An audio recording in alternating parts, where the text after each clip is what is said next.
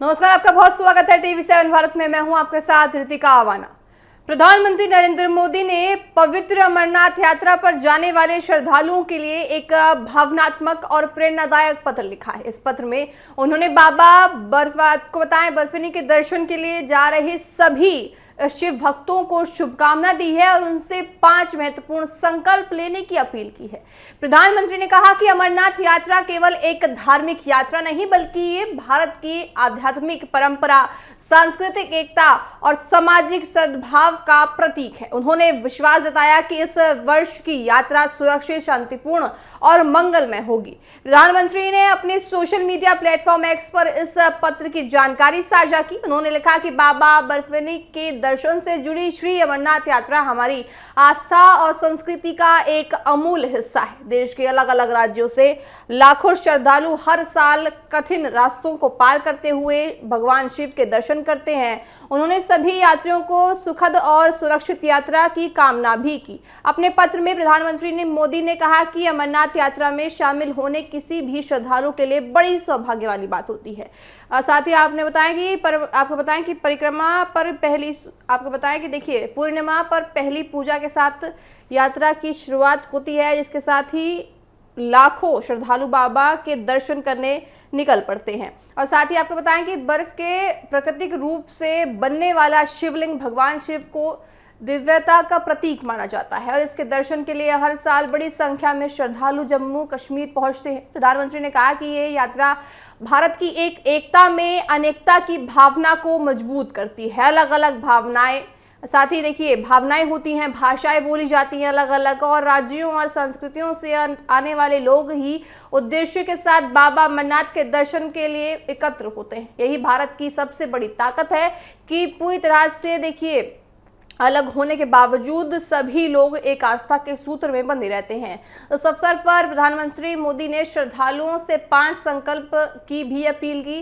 पहला संकल्प स्वच्छता का। उन्होंने कहा कि यात्रा के दौरान कहीं भी कूड़ा ना फैलाएं और पवित्र यात्रा मार्ग को साफ सुथरा बनाए रखें। दूसरा संकल्प अनुशासन का रहा। उन्होंने यात्रियों से कहा कि प्रशासन और सुरक्षा एजेंसियों द्वारा बनाए गए सभी नियमों का पूरी तरह पालन करें ताकि यात्रा बिना किसी परेशानी के संपन्न हो पाए। तीसरा संकल्प प्रगति सुरक्षा का है। प्रधानमंत्री ने कहा कि अमरनाथ यात्रा हिमालय की गोद में होती है, इसलिए पर्यावरण की रक्षा करना हर श्रद्धालु की जिम्मेदारी बन जाती है। पेड़ पौधे, नदियों और पहाड़ों को नुकसान पहुंचाने से बचें और प्रगति अपने सम्मान करें। साथ ही देखिए सभी का सम्मान करते हुए चले। और साथ ही चौथा संकल्प जो था वो है कि उन्होंने कहा कि यात्रा के दौरान यदि किसी बुजुर्ग, महिला, बच्चे या जरूरतमंद यात्री को मदद की आवश्यकता होती है तो आगे बढ़कर सहायता करें। यही सच्ची सेवा और भगवान शिव की पूजा है। देखिए 5वां और सबसे महत्वपूर्ण संकल्प था कि राष्ट्र की एकता और सद्भाव का। प्रधानमंत्री ने कहा कि अमरनाथ यात्रा हमें एक संदेश देती है कि भारत की ताकत उसकी एकता में है। अनेकता में एकता कहा जाता है। देखिए भारत को सभी श्रद्धालु प्रेम, भाईचारे और आपसी सम्मान की भावना के साथ यात्रा पूरी करें और देश की एकता को और ज्यादा मजबूत करें। साथ ही प्रधानमंत्री ने अपने पत्र में उन सभी लोगों की भी सराहना की जो हर साल यात्रा को सफल और सुरक्षित बनाने में दिन रात मेहनत करते हैं। उन्होंने कहा कि श्री अमरनाथ देखिए आपको बताएं कि श्राइन बोर्ड, जम्मू कश्मीर प्रशासन और पुलिस, सैन्य अधिसैनिक बल, स्वास्थ्य कर्मी और सफाई कर्मचारी और हजारों स्वयंसेवक पूरी निष्ठा के साथ अपनी जिम्मेदारी निभाते हैं और कठिन मौसम और चुनौतीपूर्ण परिस्थितियों के बावजूद ये सभी लोग श्रद्धालुओं की सुरक्षा और सुविधा सुनिश्चित करने में लगे रहते हैं। उन्होंने विशेष रूप से सुरक्षा बलों की प्रशंसा करते हुए कहा कि देश के जवान अपनी जान की परवाह किए बिना श्रद्धालुओं की रक्षा करते हैं। उनके समर्पण और सेवा के कारण ही लाखों लोग सुरक्षित तरीके से बाहर बाबा के दर्शन कर पाते हैं। प्रधानमंत्री के इन सभी कर्मों के प्रति देशवासियों की ओर से आभार भी व्यक्त किया। अंत में प्रधानमंत्री ने कहा कि भगवान शिव से प्रार्थना की बाबा कि सभी श्रद्धालुओं पर अपनी कृपा बनाए रखे। उन्होंने कहा कि हर यात्री स्वस्थ रहे, सुरक्षित रहे और दर्शन के बाद अपने घर सुखद यात्रा के साथ लौट पाए। प्रधानमंत्री का संदेश केवल धार्मिक आस्था तक सीमित नहीं है, बल्कि ये स्वच्छता, पर्यावरण संरक्षण, अनुशासन, सेवा और राष्ट्रीय एकता जैसे मूल्यों को अपनाने की प्रेरणा भी देता है। उन्होंने विश्वास जताया कि यदि हर श्रद्धालु इन 5 संकल्पों का पालन करेगा तो अमरनाथ यात्रा और सुरक्षित, सफल और पूरी तरह से प्रेरणादायक साबित होगी। देखिए, अमरनाथ यात्रा पर बहुत श्रद्धालुओं की भावना होती है, साथ ही सभी श्रद्धालु बड़ी आस्था के साथ बाबा के दर्शन करने जाते हैं। तो ऐसे में साथ ही प्रधानमंत्री ने विश्वास जताया है कि आप दर्शन करने जाएंगे तो इन 5 चीज़ों का याद रखें। सफाई आप रखें, अगर आप मार्ग पर चल रहे हैं तो ये ध्यान रखें कि आप कोई कूड़ा कचरा ना फैलाएं ताकि पूरा देखिए धर्मस्थल गंदा ना हो। दूसरा, उन्होंने कहा कि देखिए, आप अगर रास्ते में चलते हैं, बुजुर्ग है, महिला है, बच्चे हैं, किसी को भी ज़रूरत है किसी मदद की, तो आप उसकी बढ़ चढ़ कर मदद करें और सारी उसकी सुविधाओं को देखें ताकि उसको भी प्रॉब्लम ना हो और आप भी किसी कष्ट में ना आए। और साथ ही उन्होंने कहा कि देखिए, बाबा का दर्शन करने के साथ साथ आप ध्यान रखेंगे कि आप किस तरह से लोगों की मदद कर पाएंगे। और साथ ही एकता में अनेकता की भी अपील प्रधानमंत्री नरेंद्र मोदी ने सभी श्रद्धालुओं से की है। तो प्रधानमंत्री नरेंद्र मोदी का कुल मिलाकर ये देखिए संदेश जो आया है, साफ तौर से दर्शाता है कि बाबा, देखिए आप बताएं आपको कि प्रधानमंत्री नरेंद्र मोदी खुद शिव भक्त हैं, बहुत बड़े शिव भक्त हैं। वो खुद देखिए बाबा के दर्शन करने जाते हैं और साथ ही शिवलिंग पर जल चढ़ाते हैं। सुरक्षा, और आपको बताएं कि शिवलिंग पर जल चढ़ाते हुए और बाबा के दर्शन के लिए खुद प्रधानमंत्री जाते हैं। तो ऐसे में प्रधानमंत्री खुद शिव भक्त होकर सभी शिव भक्तों से अपील कर रहे हैं कि आप इन 5 चीज़ों का ध्यान रखें और तब बाबा के दर्शन करने जाएं। बहरहाल चलिए खबरों में आगे बढ़ते हैं। अयोध्या के राम मंदिर में चढ़ावे की कथित चोरी का मामला लगातार गहराता नजर आ रहा है। जांच जैसे जैसे आगे बढ़ रही है, वैसे वैसे नए खुलासे सामने आ रहे हैं। अब इस मामले की जांच कर रही एसआईटी को आरोपियों के मोबाइल फोन से ऐसे सबूत मिले हैं जिनसे आपको बताया जांच को नई दिशा मिलती नजर आ रही है। मोबाइल चैट में चोरी की रकम के बंटवारे और जेवरों के छिपाने से जुड़ी बातचीत की जा रही है। साथ ही आपको बताया, सूत्रों के मुताबिक आरोपियों के मोबाइल फोन की जांच के दौरान कई चैट सामने आई। इन चैट में कथित तौर पर चोरी की रकम को आपस में बांटने की चर्चा भी हुई है। साथ ही ये भी सामने आया है कि आरोपी टिन्नू को चोरी की गई ज्वेलरी अपने पास रखने की जिम्मेदारी भी दी गई थी। जांच एजेंसियां अब इन चैट की पूरी देखिए जांच कर रही है कि ये सच है या नहीं है। उनसे जुड़े अन्य सबूतों की गहन पड़ताल भी कर रही है। अधिकारियों का मानना है कि इन डिजिटल साक्ष्यों से पूरे मामले में शामिल लोगों की भूमिका स्पष्ट हो जाती है। इसी बीच एसआईटी ने अयोध्या में करीब 7 में से 8 घंटे तक मैराथन जांच की। टीम ने राम जन्मभूमि परिसर में कई दस्तावेजों की जांच की और संबंधित लोगों से पूछताछ भी की। सूत्रों की बात करें तो जांच के दौरान ट्रस्ट के कुछ पदाधिकारियों से भी जानकारी ली गई। हालांकि अभी तक किसी अधिकारी या ट्रस्ट की ओर से इस संबंध में आधिकारिक बयान जारी नहीं किया गया है। जांच के दौरान एक और अहम पहलू सामने आया। बताया जा रहा है कि एसआईटी की जांच अब केवल चढ़ावे की कथित चोरी तक सीमित नहीं है, बल्कि ट्रस्ट की ओर से हुई जमीन आपको बताया खरीद बिक्री से जुड़े दस्तावेजों की जांच की जा रही है। जांच एजेंसियां ये पता लगाने की कोशिश कर रही हैं कि कहीं वित्तीय लेन देन में कोई अनियमितता तो नहीं है। हालांकि इस संबंध में अभी कोई निष्पक्ष सामने नहीं आया है और जांच अभी जारी है। राम मंदिर में हर महीने बड़ी संख्या में श्रद्धालु दर्शन करने पहुंचते हैं और मंदिर में औसतन 4 से 5 करोड़ रुपए का चढ़ावा हर महीने आने की बात कही जाती है। ऐसे में इस कथित चोरी के मामले ने श्रद्धालुओं के बीच भी चिंता बढ़ा दी है।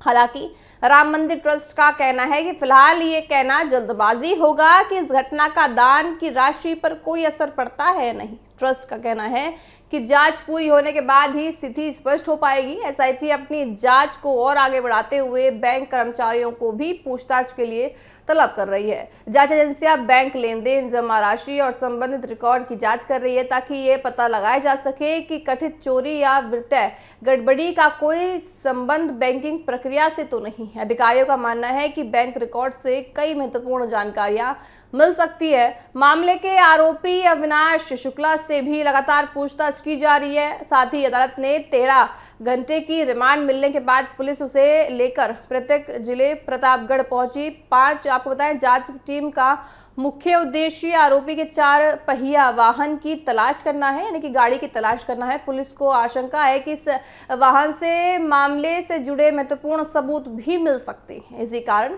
एसओजी और जांच अधिकारी आरोपी को साथ लेकर वाहन की तलाश में जुटे हुए हैं। सूत्रों के अनुसार पुलिस का मानना है कि वाहन में ऐसे दस्तावेज, सामान या अन्य साक्ष्य मिल सकते हैं जो पूरे मामले की कड़ियां जोड़ सकती हैं। इसलिए गाड़ी की बरामदगी को जांच का अहम हिस्सा माना जा रहा है। पुलिस आरोपी से लगातार पूछताछ कर रही है और उसके बताए गए स्थानों की जांच भी कर रही है। फिलहाल देखिए, एसआईटी इस पूरे मामले की हर पहलू से जांच कर रही है। मोबाइल चैट, बैंक रिकॉर्ड, जमीन से जुड़े दस्तावेज, आरोपियों के बयान और अन्य डिजिटल साक्ष्यों को जोड़कर पूरे घटनाक्रम को समझने की कोशिश कर रही है। जांच एजेंसियां का कहना है कि सभी तथ्यों की पुष्टि के बाद ही किसी निष्पक्ष पर पहुंच पाएंगे। आने वाले दिनों में इस मामले में और बड़ी खुलासे होने की संभावना जताई जा रही है और खुलासे के साथ साथ नया क्या कुछ राम मंदिर में सामने आता है, देखने वाली बात होगी। देखिए, लगातार कहा जा रहा है कि कैश चोरी हुई है, अब ऐसे में ज्वेलरी चोरी हुई है, और अब देखिए चैट जो सामने आई है, उन चैट में ये कहा गया है कि जो जमा की गई राशि है उसको कितने कितने में और किन किन लोगों में बांटना है।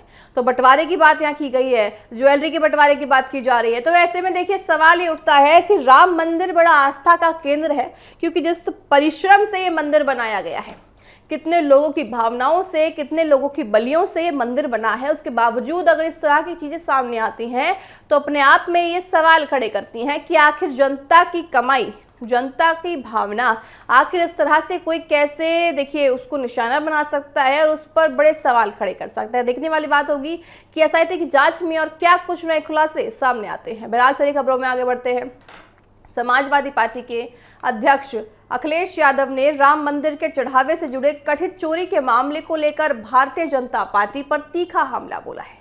लखनऊ में मीडिया से बातचीत के दौरान उन्होंने कहा कि प्रदेश में पुलिस और थाने आपको बताएं भाजपा के इशारे पर काम करते हैं। उन्होंने आरोप लगाया कि सरकार ने संविधान, आस्था, सम्मान और श्रद्धा सभी को ठोस पहुंचाई है। और साथ ही आपको बताएं, अखिलेश यादव ने कहा कि इस बार जनता भाजपा को ना दान देगी बल्कि चढ़ावा देगी, ना चंदा देगी और ना ही वोट देगी। उनका कहना था कि जनता अब सब कुछ देख रही है और समय आने पर इसका जवाब लोकतांत्रिक तरीके से भाजपा को मिलेगा। उन्होंने दावा किया कि लोगों का भरोसा लगातार कमजोर हो रहा है, इसका असर चुनाव में दिखाई देगा। राम मंदिर में चढ़ावे से जुड़े कथित गबन और चोरी के मामले का जिक्र करते हुए सपा प्रमुख ने कहा कि इस पूरे मामले की जांच से और भी कई सच सामने आ सकते हैं। उन्होंने उम्मीद जताई कि भगवान राम के चढ़ावे को लेकर चर्चा चल रही है, उससे आगे और बड़े खुलासे भी हो सकते हैं। उनके मुताबिक जांच निष्पक्ष और पूरी पारदर्शिता के साथ होनी चाहिए ताकि सच्चाई देश के सामने आ सके। अखिलेश यादव ने उत्तर प्रदेश पुलिस की कार्यशैली पर भी सवाल खड़े करे। उन्होंने आरोप लगाया कि पुलिस स्वतंत्र रूप से काम नहीं कर रही है बल्कि राजनीतिक दबाव में फैसले ले रही है। उन्होंने कहा कि कानून व्यवस्था का इस्तेमाल निष्पक्ष तरीके से नहीं हो रहा है और देखिए जो जांच पुलिस कर रही है वो किसी ना किसी के इशारे पर कर रही है। आइए आपको सुनाते हैं कि अखिलेश यादव ने और क्या कुछ कहा है।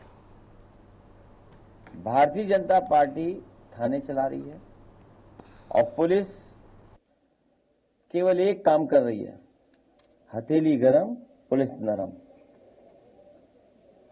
इतना भ्रष्टाचार हर स्तर पे कभी उत्तर प्रदेश की जनता ने नहीं देखा होगा।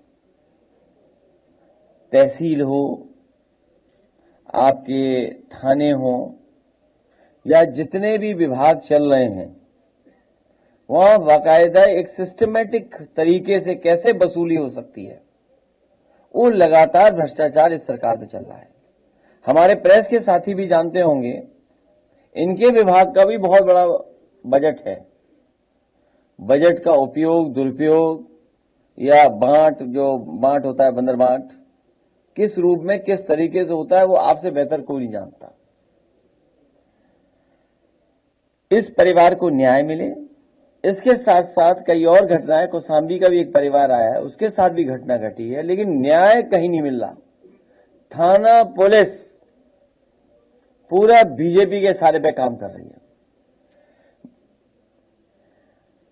जो खबरें आ रही हैं, जो घटनाएं हैं या जो उत्तर प्रदेश में दिखाई दे रहा है, मुझे खुशी है इस बात की कि प्रमुख हरिशंकर सफरीवाला जी जो अपनी बात कह रहे थे, ये तो एक जगह, एक मंदिर, एक स्थान और इनकी बड़ी जमीन जो उस मंदिर के और उस स्थान से लगी हुई थी उसके बारे में कह रहे हैं। और मुझे खुशी है इस बात की कि इधर कई पत्रकार साथी भी बड़ी स्टोरियां कर रहे हैं, कितने करोड़ से खरीदा गया, कितने में बेची गई, किसी का घर कैसा है, शीश महल है। ये अब हमारे पत्रकार साथी भी और महत्वपूर्ण चैनल भी चलाने लगे हैं। ये गांव-गांव बात पहुंच गई है। इस बार भारतीय जनता पार्टी को न चंदा मिलने जा रहा है, न भारतीय जनता पार्टी को दान मिलने जा रहा है, न चढ़ावा मिलने जा रहा है और न वोट मिलने जा रहा है। इसीलिए हर बात को दबाने के लिए कैसे डराएं, धमकाएं, क्या रास्ता निकालें, कैसे किसी के ऊपर कोई कहानी बना करके बता दें कि उन्हीं का रिश्तेदार है, कोई हमारा ही परिचय का कोई है।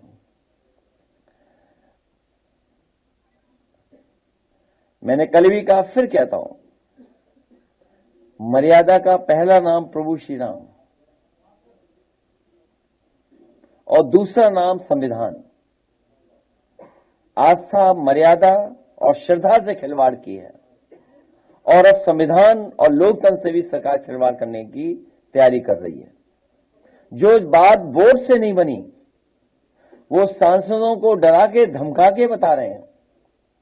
अब तो कोई गब्बर सिंह वाला भी ऐड आ गया है कि समाजवादी पार्टी अकेली बची है जो भी नहीं टूटी है। तो इन्होंने कोई ऐसा नहीं जिसको दगा न दिया हो। संविधान को भी दगा दिया है, मर्यादा को भी दगा दिया है, आस्था को भी दगा दिया है, श्रद्धा को भी दगा दिया है। और ये हमारे जो आदरणीय प्रमुख हरिशंकर सफरीवाला जो आए हैं, कौन सी जगह पर नहीं गए ये सोचिए। हर एक के दरवाजे गए हैं, हर एक से इन्होंने अपने लिए न्याय मांगा, अपना स्थान मांगा, अपना मंदिर मांगा। लेकिन सुना है कि वहां पर नए नए तरह के माफिया आकर के कब्जा कर रहे हैं। हमें उम्मीद है कि प्रभु श्री राम के जो चढ़ावा को लेकर के चर्चा बनी है वो सच्चाई और बाहर आएगी, सच्चाई जनता जानेगी, तब लोकतंत्र में निर्णय जनता लेगी। और हमें उम्मीद है कि इन्हें भी न्याय मिलेगा जो आज हमारे बीच, हमारे आपके सामने आए हैं। राम मंदिर के चढ़ावे से जुड़े मामले की जांच फिलहाल एसआईटी कर रही है। जांच एजेंसियां कई लोगों से पूछताछ कर रही हैं, डिजिटल साक्ष्यों और बैंक रिकॉर्ड तथा अन्य दस्तावेजों की जांच में जुटी हुई है। इस मामले में अब तक कई अहम सुराग मिलने की बात भी सामने आई है, जबकि जांच अभी जारी है। अखिलेश यादव के इन बयानों के बाद प्रदेश की राजनीति में एक बार फिर गर्माहट बन गई है। आने वाले दिनों में इस मामले की जांच और राजनीतिक प्रतिक्रियाओं पर सबकी नजर बनी रहेगी। बहरहाल मेरे साथ अभी के लिए इतना ही। आप देखते रहिए TV7 भारत। नमस्कार।